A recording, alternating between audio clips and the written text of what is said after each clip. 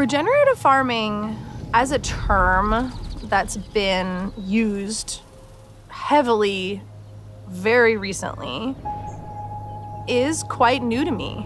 And what I knew about this place was irrigation and tractors in the desert and trucks and hauling hay, and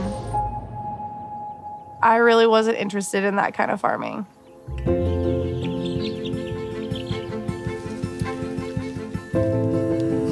We started with veggies and we expanded really quickly into grains and meats, dairy, honey, and the food that we raise here is exclusively sold within my community. And we also donate between 500 and 2,500 pounds of produce every week because we just grow a lot of food.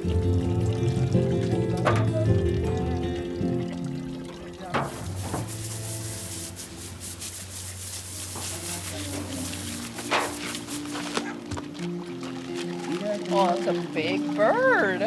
Probably fits in his bag. It's exciting to think about the work that we're doing being more than just feeding ourselves and our community and having a diverse ecosystem here. I mean, that in and of itself feels right and good. But to really be able to track the environmental impact is something that I'm extremely excited about. So we're looking to find out how much of this field is perennial grasses, warm season grasses, cool season grasses. We look at it by functional group as well as specific species.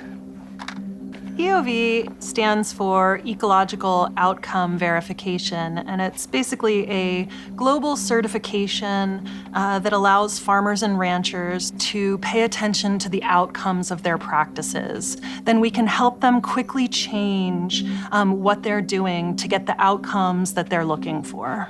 And so I'll be identifying plants and essentially counting grass in order to calculate those numbers.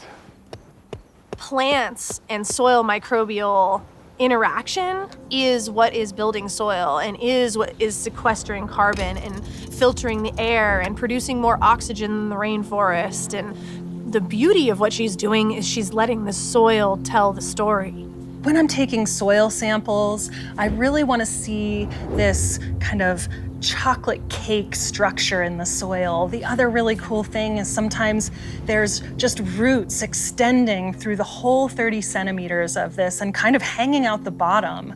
You know, it's just this extensive system and everything is connected, and the more you have, the more there is. And so this abundance is what we're looking for. We want to utilize these cows to pull carbon from the atmosphere and sequester that stuff right in the ground.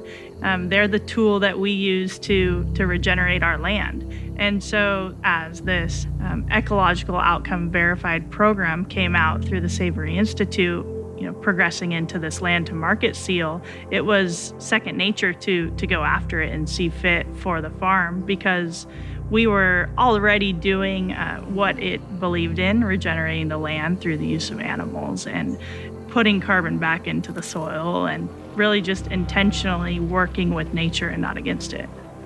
Land to market is this place where people can trust the information that's coming out. Our producers aren't checking the boxes of the practices that someone else tells them to use.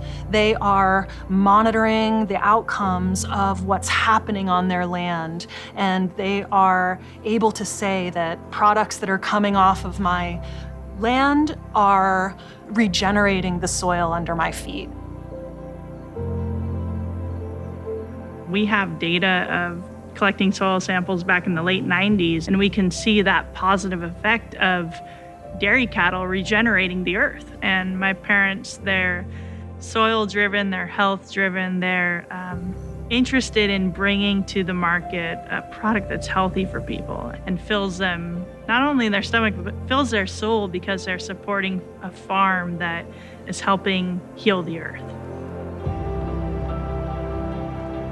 People really do care about the place that we're at right now in this world, and they really want to make a difference.